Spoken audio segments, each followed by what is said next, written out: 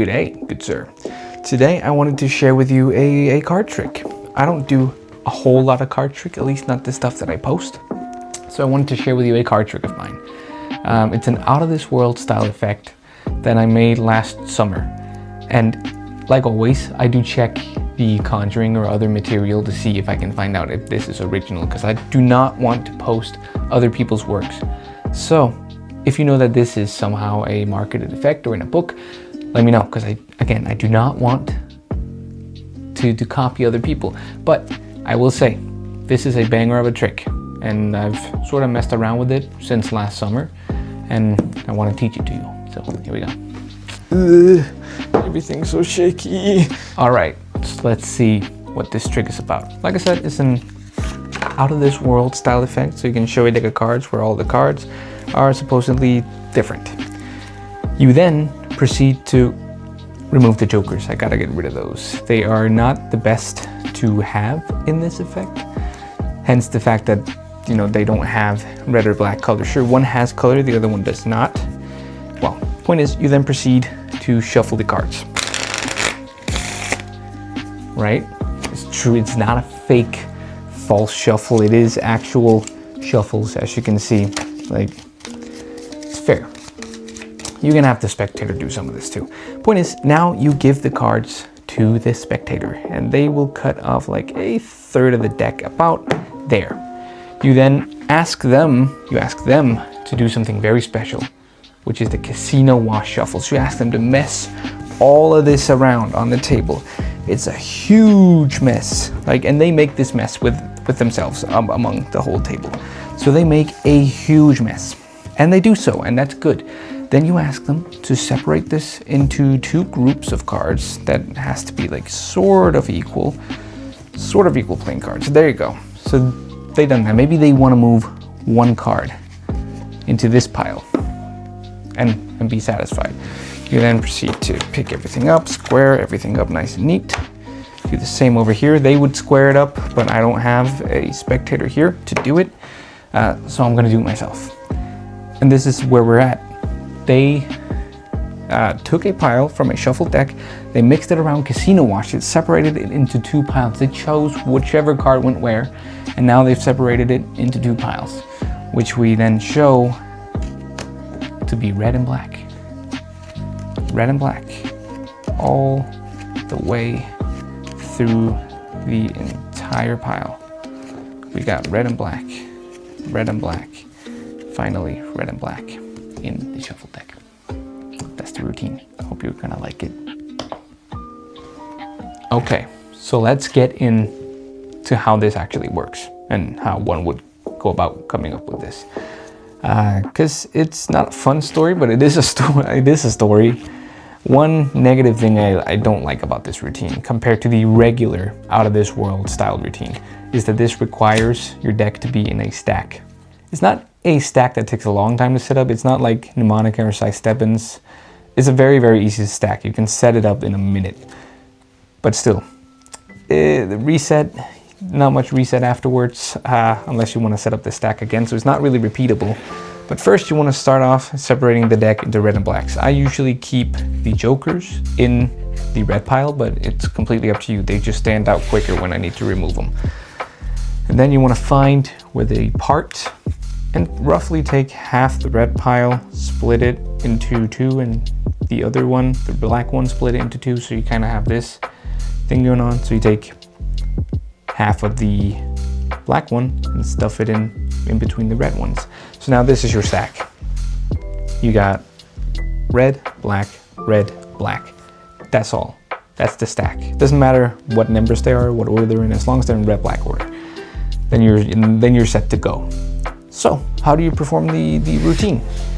Well, I like to be able to show the cards as shuffled to begin with. And there's multiple ways you can go about doing that. You can dribble them, but I feel like that gives it away a little too much that there's an order. Or you could simply riffle them, because that looks, if you riffle them fast enough, that looks pretty random. But what I do most of the time is I just push off a few cards and a chunk. You see, if I'm lucky, I hit this in between spot, push off another chunk, a chunk, and see, they look more mixed up if I just push over chunks at a time to show the cards. Like that typically is what works for me.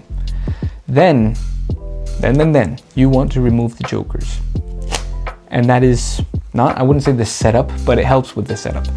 Because you go through, you look yourself, and you find the center, which is right here. Unfortunately, there's also a joker here. Let me just stuff that in there and do it again. You go through, you find a joker, boom, you drop it down. You find the center, and once you find the center, I like to put with my pinky right here where the center part stops, where they split, I put my pinky there. And I continue on going through the cards looking for the second joker, which I find right there. I keep my pinky right on that card. So this is where the middle part. Alternatively, you can put in a short or a crimp. That's completely up to you. You flip the whole thing around and you have this huge lovely break to push down on.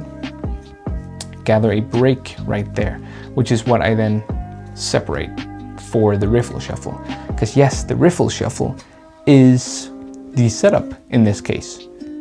Because when you riffle shuffle them, I mean, you could give these halves to the spectator and say, can you riffle shuffle? It's important that it has to be in the center, but it is a genuine riffle shuffle.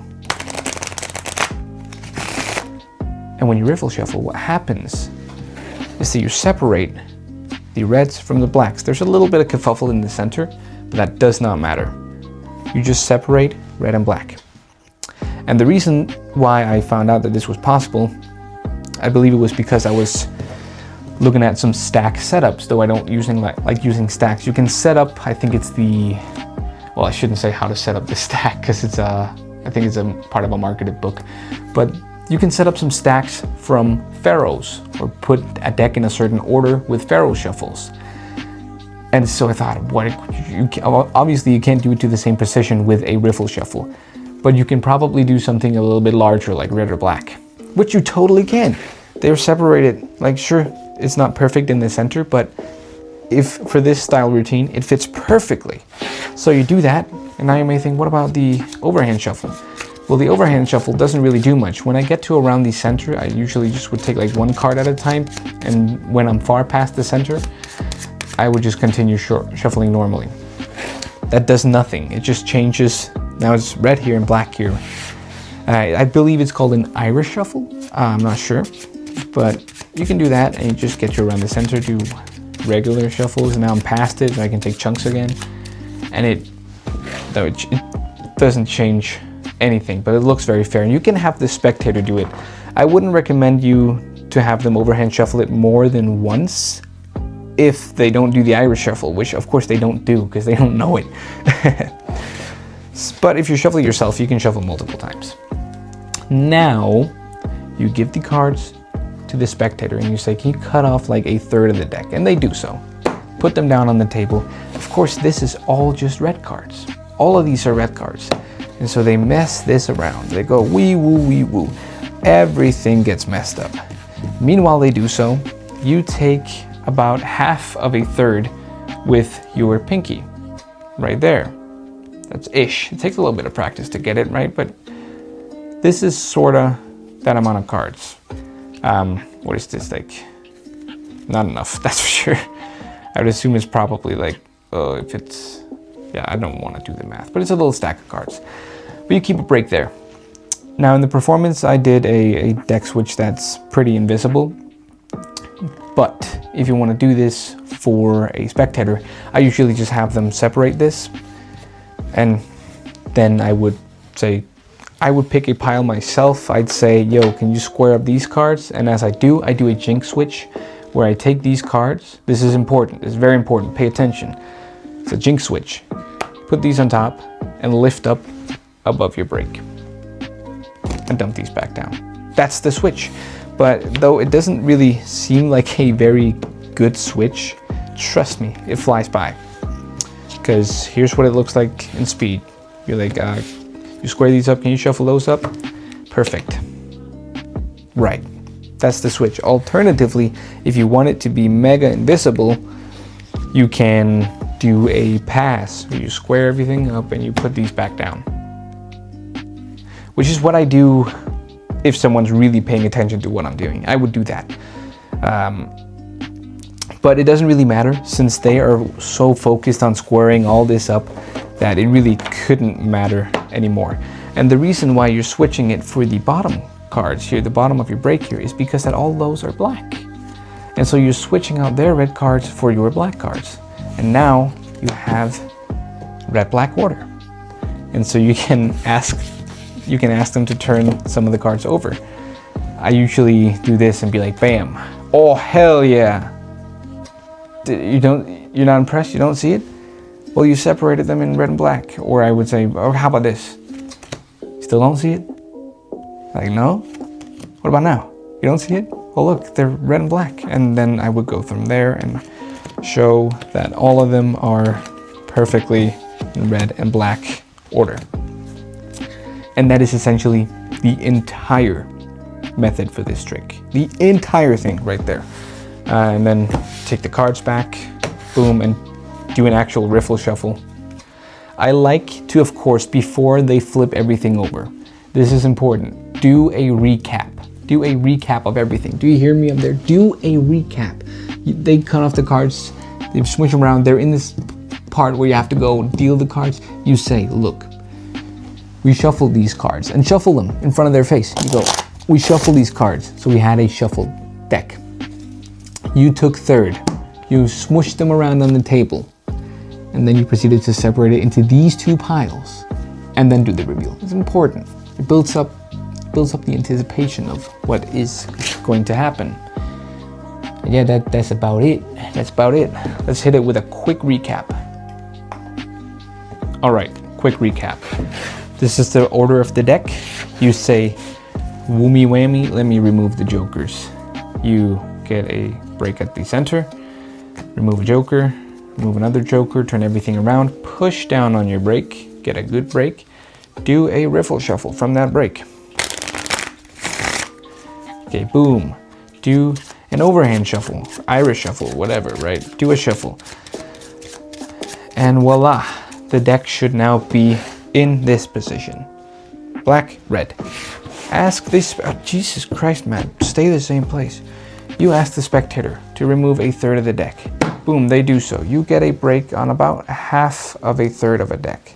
Right about there, right? Good other third. You ask them to mush this around.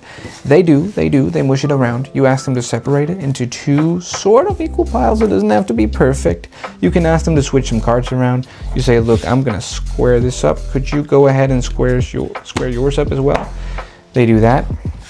They square theirs up, and remember, you do a switch there. So you switch out this pile, and you say, look, this is what's happened. I showed you a shuffle deck. Oh, that was a horrible shuffle, Jesus. We shuffled the cards, you shuffled the cards, and you took a third of the deck, and then you proceeded to smush it around on the table and move it out into two piles. These are those two piles, and look, you have successfully separated them into red and black order. There you go, red and black order. How impossible. How impossible. Oh. All right, that concludes this little cozy little jam session right here. Oh, 5 of clubs. Woo! All right.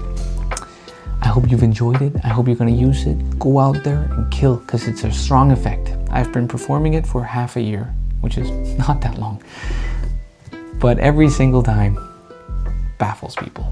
So I hope you'll enjoy it. It's my gift from me to you. And there's more to come. More to come. This is the kill switch. When I hit this button, video ends. Is that crazy to think about?